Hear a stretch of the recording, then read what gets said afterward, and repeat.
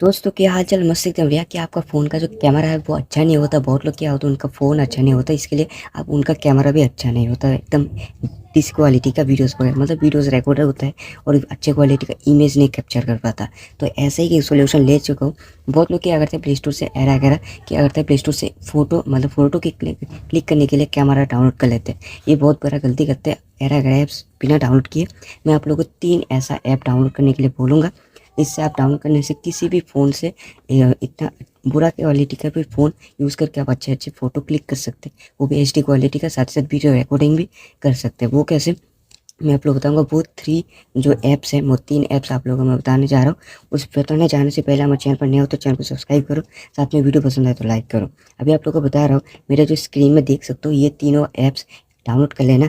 इधर से ही सब कुछ अच्छे क्वालिटी का कैप्चर होगा, फोटोज़ वगैरह क्लिक कर सकते हो, वो भी हाई क्वालिटी के, साथ में वीडियो रिकॉर्डिंग भी कर सकते हो।